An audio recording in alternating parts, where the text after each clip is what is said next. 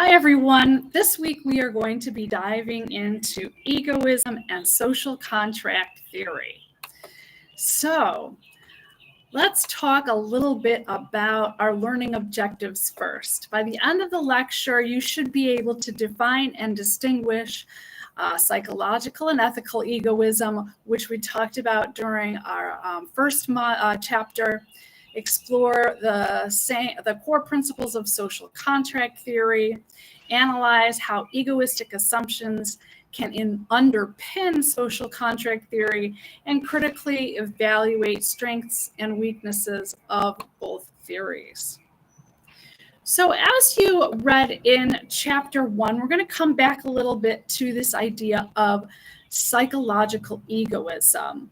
So it's a descriptive theory claiming that all human actions are motivated by self-interest. Thomas Hobbes and some interpretations of Sigmund Freud are the key components that we'll be looking at in psychological egoism. So let's talk a little bit about some examples of something that might be motivated completely by our self-interest. So charity in this case. So some philosophers have argued that even acts of charity are motivated by our own personal desire to feel good. So we're not really being altruistic, we're just acting to make ourselves feel happy. And then heroism could be another example. So in this sense, then risking our own life could not be interpreted again as something altruistic, something that we're doing in order to help somebody else, but the very act of risking our lives is interpreted as kind of an avoidance of guilt or seeking glory. So there is a critique of this called the unfalsifiability problem, in that if every action is interpreted as self-interested, the theory becomes tautological. So some alternative explanations for this would be empathy, altruism, evolutionary cooperation. So psychological egoism and ethical egoism, you probably have learned from our first chapter, are a little bit different. Ethical egoism is this kind of normative theory that states that individuals ought to act in their own self-interest. And some proponents of this were Ayn Rand and Max Stirner, and you had some additional details I posted on Ayn Rand, which hopefully you found interesting, because they went, kind of maybe against the way we normally think of self-interest, and may challenge some of our assumptions and hopefully open us up to some new perspectives. So whether you agree or disagree with some of Ayn Rand is up to you. I can tell you a lot of people do not agree with Ayn Rand, but I think that definitely brings up some really good perspectives to perhaps journal about and think about in terms of our own situations and views. So in ethical egoism, some justifications would be that self-care is morally primary. And you've all heard of this idea that we have to take care of ourselves first before we can take care of other people.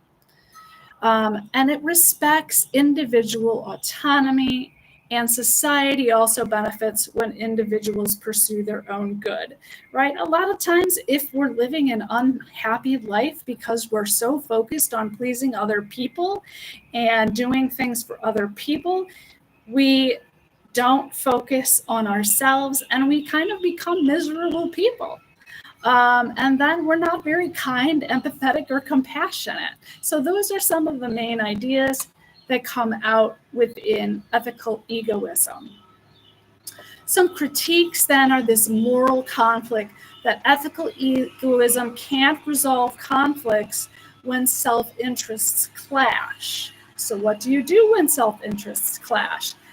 It's maybe not a way of solving this problem. And you'll see with some theories we cover, they're not as good as solving problems as some of the other theories, but all of the theories have value. They all have flaws. And so I encourage you to think about and consider all the various perspectives. Another critique of ethical egoism would be arbitrariness. Why should my interests matter more than other people's interests? And then there's also this lack of universality. It fails as a public moral system because it can't be consistently applied.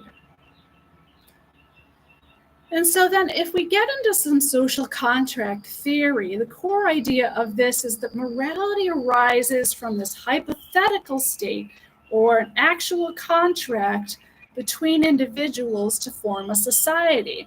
So there's this idea that we move from the state of nature to a system that ensures security, cooperation, and justice. Some social contract theorists had a very positive outlook on human beings, and some had a more negative. And of course, some were also more neutral. So the idea here is that you start in this state of nature, and the state of nature means that you have no contracts at all with anybody. And so then what happens? So let's take a look at some key thinkers here to get an understanding of how different people may react to the state of nature and solve some potential problems. So Thomas Hobbes was one of these more negative thinkers I was talking about. And he thinks that in our own state of nature, which is how we would naturally exist as human beings in the world, we would be driven by fear of death and a desire for power. We would be solitary. We would act poorly. We would be nasty, brutish. We would be short with others and generally unkind. And so his solution is this idea of absolute sovereignty to enforce a social contract. And the reason to enforce a social contract would be for protection of ourselves and others in society. So John Locke was a more optimistic thinker, and he thought that our state of nature was more positive.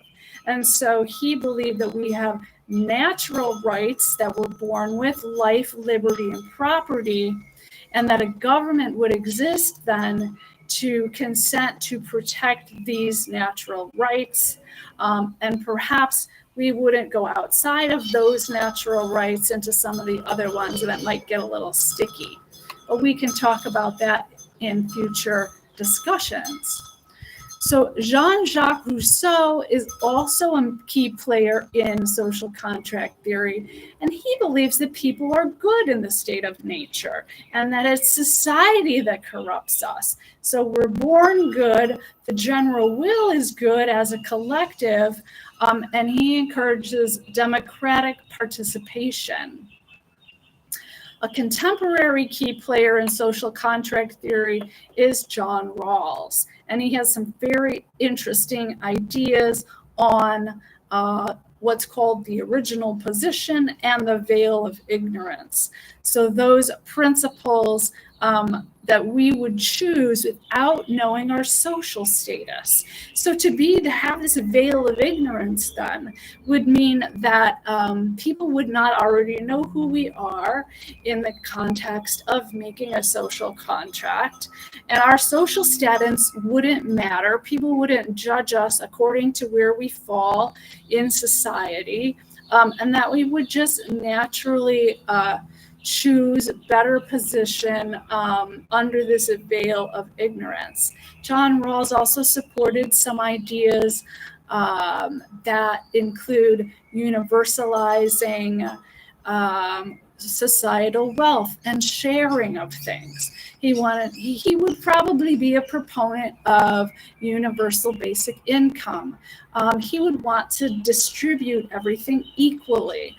He would very much fall maybe under a more socialist category when it comes to reforms for society and doing what's good for the people. So how do we connect egoism to social contract theory? So Hobbes builds his social contract on psychological egoism, and people form governments out of fear and self-interest. Social contract is a rational solution to the problem of egoistic conflicts But Rawls rejects ethical egoism and assumes that we have a rational self-interest in our original position that is good. So some things that you might want to write down in a journal and just think about, can society be built on self-interest? Could that be a moral society? So another question to ask yourself might be, does ethical egoism undermine or reinforce democracy? Because really we're talking about egoism in this section of the course as it relates to government systems, social contracts, and how we get along with one another in our society. A third question to ask yourself might be, if psychological egoism is true, is moral education possible? And then you might also want to think about who has a more realistic social contract theory. Is it Rawls and his veil of ignorance? Is it Hobbes with his state of nature? Is it Rousseau? Is it Locke? Which one do you identify with most and why? So those are just some questions for reflection that you can write on in your journal to discover your own feelings about these ideas more deeply. I look forward to our discussions on these topics.